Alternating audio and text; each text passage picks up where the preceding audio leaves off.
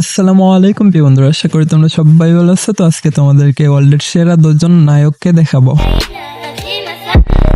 হ্যাঁ, কোন দেশে কোন নায়ক কি কারণে সেরা সেটা দেখানোর চেষ্টা করব। তো পুরো বিশ্বে কোন অভিনেতা আপনার পছন্দ অবশ্যই কমেন্টে জানাবেন। তো গাইস, প্রথমেই রয়েছে আইল্যান্ডের কিলিয়ান মুরপি, যাকে সবাই চেনে টমি শিলবি নামে, আবার অনেকে চরিত্রের খাতিরে খমাস নামে।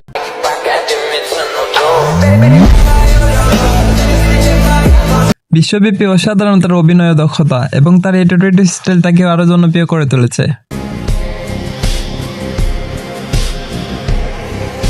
বলতে গেলে তার চরিত্রগুলো তাকে গ্যাংস্টারের মতো। একুইভ্যালেন্ট সিরিজের মাধ্যমে সে সবচাইতে বেশি জনপ্রিয়তা পায়।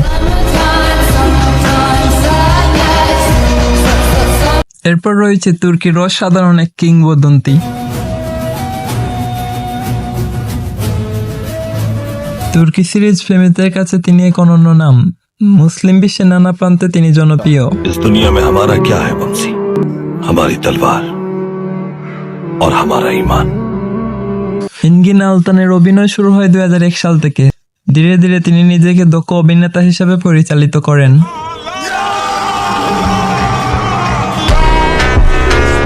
তার জীবনের সবচাইতে বড় মোড় আসে 2014 সালে, যখন তিনি আর্তুকল গাজী সিরিজে অভিনয় করেন।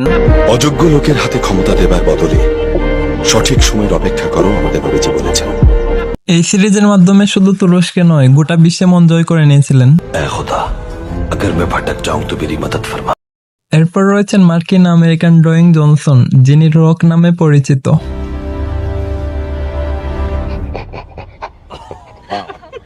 সে হলিউডের একজন জনপ্রিয় অভিনেতা এবং প্রফেশনাল রেসলার।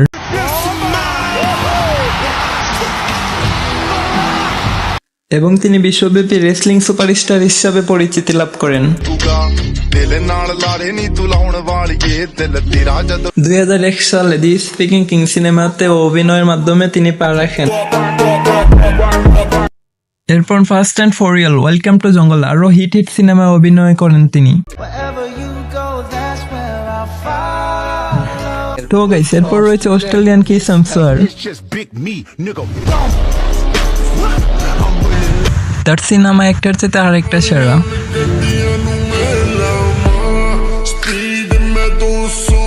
এছাড়াও অ্যাভেঞ্জার সিরিজের মাধ্যমে পৃথিবী জুড়ে বিশাল একটি ফ্যান বেস তৈরি করে।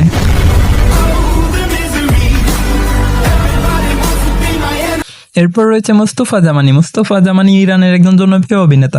এরপর ইউসুফ চরিত্র অভিনয় করে অনেক জনপ্রিয়তা অর্জন করে। সেই শিশুটি যার কান্না আপনি এখনো শুনতে পাচ্ছেন। ইরানের টেলিভিশন সিরিজ ইউসুফ পয়গম্বর অভিনয় করে মানুষের মন কেড়ে নেয়। বছর তোমার প্রতীক্ষায় থেকেছি।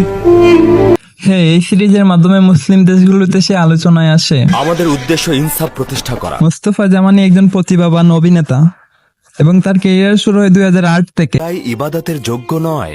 সকল খোদাই ইবাদতের যোগ্য নয়। এরপর রয়েছে হলিউডের অন্যতম প্রিয় টমি মাগুয়ার।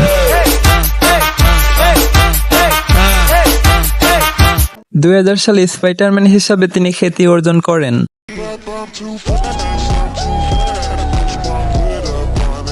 টবি মাগুয়ারের অভিনয় শুরু হয় 1990 দশকে। 2002 সালে স্পাইডারম্যান সিনেমায় পিটার পার্কার নামে অভিনয় করেন। এছাড়াও তিনি অভিনয় করেন স্পাইডারম্যান 2, স্পাইডারম্যান 3, যার ফলে তিনি সুপার হিরো হয়ে যান। এরপর রয়েছে যুক্তরাষ্ট্রের টম ক্রুজ। টম ক্রুজ হলিউডের অন্যতম সফল এবং জনপ্রিয় অভিনেতা।